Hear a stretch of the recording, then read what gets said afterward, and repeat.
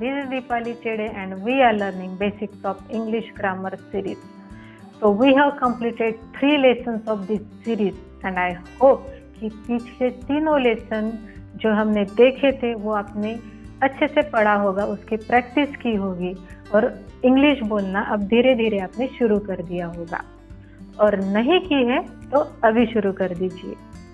Because to acquire any skills we need practice, so keep practicing.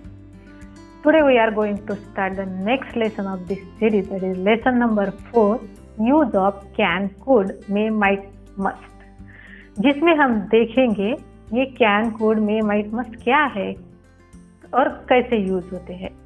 तो जैसे कि मैंने आपको पहले लेसन में ही बताया था, ये सब जो है वो वर्ब्स है. Can, could, may, might, must ये हेल्पिंग वर्ब है जिनके लिए एक स्पेशल नाम है. इनको बोलते हैं मॉडल्स. जी हाँ, मॉडल्स. अब ये मॉडल्स क्या है, तो ये बहुत इम्पोर्टेंट नहीं है कि इनको क्या बोलते हैं, मॉडल्स बोलते हैं या कुछ और बोलते हैं. इम्पोर्टेंट ये है कि ये यूज कहाँ पे होते हैं और कैसे होते हैं, और वही हमें इस लेसन में सीखना है. So let's get started. First we will see can and could. चलिए देखते हैं ये यूज कहाँ पे होते हैं. तो कैन एंड कुड यूज होते हैं first to show someone's ability. हम कैन और कुड को तब यूज करते हैं जब हम क्षमता की बात करते हैं. क्षमता मतलब एबिलिटी या कैपेबिलिटी मतलब कुछ करने की चाहत. तो जब आपको बताना है कि आप कुछ कर सकते हो या नहीं कर सकते हो, तो आप यूज करोगे कैन और कुड. इसका मतलब है कैन और कुड यूज होता है जब आप आपकी एबिलिटी के बारे में या क्षमता के बारे में यूज कर किसी को कुछ बता रहे हो. तो सबसे पहली चीज कुड के बारे में ये है कि कुड क्या नहीं है. जी हाँ, कुड क्या नहीं है. सिर्फ कैन जो है वो प्रेजेंट टेंस में होता है और कैन का पास्ट है कुड. हम कैन को तब यूज करते हैं जब हम आज के अपनी काबिलियत के बारे में बात कर रहे हैं, और कुड हम तब यूज करते हैं जब हम अपनी पास्ट की कुछ काबिलियत की बात करते हैं. चलिए इसके कुछ एग्जाम्पल्स देखते हैं. First example, I can make English sentences. इसका मतलब है मैं इंग्लिश वाक्य बना सकती हूँ. तो यहाँ पे कैन का मतलब है मैं कुछ कर सकती हूँ. इसी सेंटेंस को अगर मुझे पास्ट में बोलना है तो मैं क्या बोलूँगी? I could make English sentences in my school days. इसका मतलब है जब मैं स्कूल में थी, यानी कि मेरे स्कूल डेज में मैं इंग्लिश वाक्य बना सकती थी. यानी कि आपने यहाँ पे अपनी काबिलियत बताई या फिर आपकी क्षमता बताई जो आपके पास पास्ट में थी, अब ही नहीं. अगर आप आपकी बात कर रहे हो तो आप कैन यूज करोगे. Next example, I can swim मतलब मैं पानी में तैर सकती हूँ. अब आपको इस सेंटेंस को अगर पास्ट में बोलना है तो आप बोलेंगे When I was young, I could swim. जब मैं छोटी थी तब मैं पानी में तैर सकती थी. Next example, you can cross the river. तुम नदी पार कर सकते हो. यहाँ पे आपने देखा मैंने कैन यूज किया. इसी सेंटेंस को अगर मुझे बोलना है पास्ट में तो मैं बोलूंगी When you were young, you could cross the river. जब तुम छोटे थे तुम रिवर पार या नदी पार कर सकते थे. नेक्स्ट एग्जांपल, आई कांट सिंग. ध्यान से देखिए, मैंने यहाँ पे कांट बोला, मतलब यहाँ पे मैं बता रही हूँ कि मैं क्या नहीं कर सकती हूँ. जब आप कुछ नहीं कर सकते हैं तब आपको कैन का निगेटिव फॉर्म यूज करना है, यानी कि कांट यूज करना है. अब इस सेंटेंस को अगर पास्ट में बोलना है तो आप कैसे बोलोगे? आई कुडंट सिंग, कैन की जगह पे मैंने कुड यूज किया, तो कैन नॉट का हो गया कुड नॉट। तो यहाँ पे हमने देखा कैन और कुड कैसे एबिलिटी या क्षमता दिखाने के लिए यूज होते हैं। चलिए अब कैन और कुड के दूसरे यूजेस देखते हैं। तो दूसरा यूज है to seek and grant permission, यानी कि कैन और कुड को हम तब यूज करते हैं जब हम किसी से परमिशन मांगते हैं या फिर किसी को परमिशन देते हैं। Let's see the examples. Can I go out of the room, क्या मैं रूम से बाहर जा सकता हूँ? कैन आई यूज योर पेन, क्या मैं तुम्हारा पेन यूज कर सकता हूँ? कैन आई लीव नाउ, क्या मैं निकल सकती हूँ? लीव का मतलब होता है किसी जगह को छोड़ना। Can I raise the volume, क्या मैं आवाज बढ़ा सकती हूँ? ये सेंटेंस आप तब यूज करोगे जब आप घर पे टीवी देख रहे हो और आपके मम्मी या पापा कुछ काम कर रहे हो, तो आपको उनसे पूछना है can I raise the volume, यानी कि क्या मैं आवाज बढ़ा सकता हूँ? कैन आई सिट हियर, क्या मैं यहाँ पे बैठ सकती हूँ? अब देखते हैं कुड को कैसे यूज करते हैं। तो कुड को हम तब यूज करते हैं जब हम पोलाइट परमिशन मांगते हैं, यानी कि कुड पोलाइट साउंड करता है। Example, could I take this jacket with me, क्या मैं ये जैकेट मेरे साथ लेकर जा सकता हूँ? अगर आप किसी को सवाल पूछना है और उसमें आपने कुड लगाया है तो आप बहुत स्वीट साउंड करोगे। नेक्स्ट एग्जाम्पल देखते हैं। Could you send me the documents, क्या तुम मुझे डॉक्यूमेंट्स भेज सकते हो? Next, you could borrow my umbrella, तुम मेरी अम्ब्रेला ले जा सकते हो। यहाँ पे आपने नोटिस किया कि आपने परमिशन मांगी नहीं है बल्कि परमिशन दी है। तो कुड परमिशन मांगने के लिए और परमिशन देने के लिए, ये दोनों केस में यूज होता है। Could I get more water? Next example, could you repeat that again? तो देखा आपने, अगर आपको स्वीट और पोलाइट साउंड करना है तो आप कुड यूज करोगे। तो हमने देखा कैन और कुड कैसे परमिशन मांगने के लिए या परमिशन देने के लिए यूज करते हैं। अब कैन और कुड का थर्ड नंबर का यूज देखते हैं, जो है एक्सप्रेशन ऑफर और सजेशन, यानी कि कैन और कुड तब भी यूज होता है जब आप किसी को कुछ ऑफर करते हो, यानी कि आप कुछ देने की इच्छा रखते हो, या फिर अगर आप किसी को कुछ सजेशन देते हो तब आप कैन और कुड यूज कर सकते हैं। Example, you can leave your book with me, तुम तुम्हारी किताबें मेरे पास छोड़ सकते हो। यहाँ पे आपने ऑफर दिए। Next example, you can go for a movie with friends, तुम तुम्हारे फ्रेंड्स के साथ मूवी जा सकते हो। यहाँ पे आपने सजेशन दिया है। तो इस तरह से हमने देखा कैन और कुड कैसे और कहाँ यूज होते हैं। Let's move forward.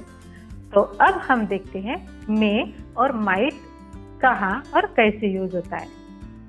तो कैन और कुड की तरह ही होते हैं मे और माइट। इनमें डिफरेंस सिर्फ इतना ही है कि कैन और कुड आप तब यूज करोगे जब आप कोई इनफॉर्मल सिचुएशन के बारे में बात कर रहे हो, यानी कि आपके फ्रेंड्स या फैमिली मेंबर्स, इनके साथ अगर आपको बात करनी है तो आप कैन और कुड का यूज करोगे। लेकिन आपके स्कूल या ऑफिस में या कोई फॉर्मल जगह पे अगर आपको बात करनी है तो आप मे और माइट यूज करोगे। जैसे कि आपके टीचर के साथ अगर आपको बात करनी है तो आप मे या माइट यूज करोगे। हमने देखा मे और माइट क्या है। अभी हम देखते हैं मे और माइट कैसे और कहाँ यूज करने हैं। तो पहला यूज है मे, तब यूज होता है जब कोई पॉसिबिलिटी हो। पॉसिबिलिटी यानी कि संभावना। यानी कि क्या चीज हो सकती है। जब कोई चीज होने की संभावना बहुत ज्यादा है तो हम मे यूज करते हैं। फॉर एग्जाम्पल, आज शाम को बारिश हो सकती है। अगर आप सोच रहे हो और आपको ऑलमोस्ट 90% ये लगता है कि आज शाम को बारिश हो सकती है, तो आप उसे इंग्लिश में कैसे बोलेंगे? It may rain this evening. आपको यहाँ टुडे इवनिंग नहीं बोलना है, आप यहाँ पे बोलोगे this evening. I may be wrong, मैं गलत हो सकता हूँ। मतलब काफी पॉसिबिलिटी है कि आप गलत हो सकते हो। और माइट को हम तब यूज करते हैं जब कोई चीज होने की संभावना बहुत कम हो। ध्यान में रखिए, पॉसिबिलिटी बहुत ज्यादा है तो आपको मे यूज करना है, और पॉसिबिलिटी अगर बहुत कम है कि आपको लगता है कि कोई चीज हो सकती है लेकिन उसकी जो पॉसिबिलिटी है बहुत कम है, तो आपको वहाँ पे माइट यूज करना है। अगर आपको लगता है कि आप अपना होमवर्क नहीं खत्म कर पाओगे तो आपको इस सेंटेंस में बोलना है, तो आप कैसे बोलोगे? I might not be able to finish my homework. मैं शायद अपना होमवर्क खत्म ना कर पाऊँ। चलिए इसके और कुछ एग्जाम्पल्स देखते हैं। I might go to doctor. यहाँ पे मैं डॉक्टर के पास जा सकता हूँ लेकिन इसकी पॉसिबिलिटी बहुत कम है। Next, I might not be able to come this time. It might snow tomorrow. कल स्नोफॉल हो सकता है। It may rain tomorrow. ये दो सेंटेंस देखिए, मैंने बोला It may rain tomorrow. It might snow tomorrow. Difference आपको ढूंढना है इन दोनों में क्या डिफरेंस है। तो मे और माइट के एक यूज हमने देखा। दूसरा यूज होता है सीक और ग्रांट परमिशन। मतलब कैन और कुड की तरह मे और माइट भी यूज होता है जब आपको परमिशन मांगनी है या फिर किसी को परमिशन देनी है। डिफरेंस वही है, मे और माइट तब यूज होता है जब आप कोई फॉर्मल परमिशन मांग रहे हो या फिर फॉर्मल परमिशन दे रहे हो। फॉर एग्जाम्पल, जो सेंटेंस आप रोज स्कूल में बोलते हो, मे आई कम इन, क्या मैं अंदर आ सकता हूँ? टीचर रिप्लाई देते हैं यस यू मे कम इन, हाँ तुम अंदर आ सकते हो। पहले सेंटेंस में आप परमिशन मांग रहे हो और दूसरे सेंटेंस में परमिशन दे रहे हो। नेक्स्ट एग्जाम्पल देखते हैं।